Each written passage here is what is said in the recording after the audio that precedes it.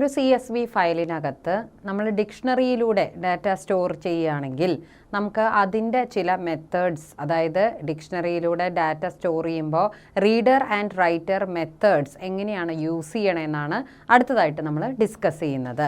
അപ്പോൾ നമ്മൾ സാധാരണ റൈറ്ററോ അതെല്ലാം നമ്മൾ മുന്നേ പഠിച്ചു. അപ്പോൾ ഇനി ഇതിലെങ്ങനെയാണെന്ന് നോക്കാം.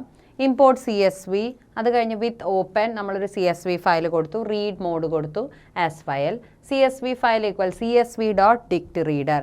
ഈ റീഡർ ഫംഗ്ഷനാണ് നമ്മൾ ഇതിനു വേണ്ടി യൂസ് ചെയ്യുന്നത്. എന്നിട്ട് ഫോർ ലൂപ്പ് വെക്കണം, അതാണ് ഇവിടെ ഇമ്പോർട്ടൻറ്റ്. ഇങ്ങനത്തെ ക്വസ്റ്റ്യൻസ് ഒക്കെ 1 മാർക്ക് 2 മാർക്കിനൊക്കെ ചോദിക്കുക. അപ്പോൾ മെത്തേഡ് നെയിം കറക്റ്റായിട്ട് എഴുതണം എന്ന് മാത്രമല്ല, ഇവിടെ നമ്മൾ ഫോർ ലൂപ്പാണ് യൂസ് ചെയ്യണം. എന്താ കാരണം എന്ന് വെച്ചാൽ ഫോർ ലൂപ്പിലൂടെ നമുക്ക് എത്ര റെക്കോർഡ്സ് ആണോ ഈ CSV ഫയലിനകത്തുള്ളത് അത്രയും റെക്കോർഡ്സ് നമുക്ക് അവിടെ അടിയിൽക്കായിട്ട് കോമയിട്ട് സെപ്പറേറ്റ് ചെയ്ത രീതിയിൽ നമുക്ക് ഡിസ്പ്ലേയിൽ വരാൻ വേണ്ടിയിട്ടാണ്. അപ്പോൾ ഇങ്ങനെയാണ് നമ്മൾ ഡിക്റ്റ് റീഡർ ഉപയോഗിക്കുന്നത്. ഇനി ഡിക്റ്റ് റൈറ്റർ എങ്ങനെയാണ് യൂസ് ചെയ്യണേ?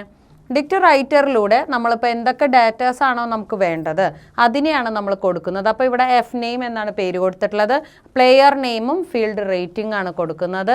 നമുക്കറിയാം with open players.csv, write mode കൊടുത്തു, ആസ് ഫയൽ കൊടുത്തു. അത് കഴിഞ്ഞ് writer equal CSV.dict writer file comma field name കൊടുത്തു, writer.write header, അപ്പോൾ ഹെഡിങ് വരാനാണ്. അത് കഴിഞ്ഞിട്ട് റൈറ്റ് റോ ഫംഗ്ഷനിൽ ഇപ്പോൾ ഇവിടെ ഒരു റോയേ ഉള്ളൂ, ഇതുപോലെ നമുക്ക് എത്ര റോസ് വേണമെങ്കിലും കൊടുക്കാനായിട്ട് സാധിക്കും.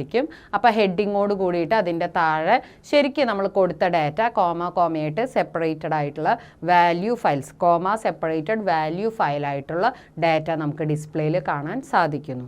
അപ്പോൾ സാധാരണ റീഡർ ആൻഡ് റൈറ്റർ ക്ലാസ് പഠിച്ചു, അത് കഴിഞ്ഞ് റൈറ്റ് റോ പഠിച്ചു, റൈറ്റ് റോസ് പഠിച്ചു. അതുപോലെ തന്നെ യൂസ് ചെയ്യാവുന്നതാണ്. പക്ഷേ ഇത് ഡിക്ഷണറിയിലാണ് യൂസ് ചെയ്യണത്, dict reader and dict writer എന്നുള്ള മെത്തേഡ്സ്.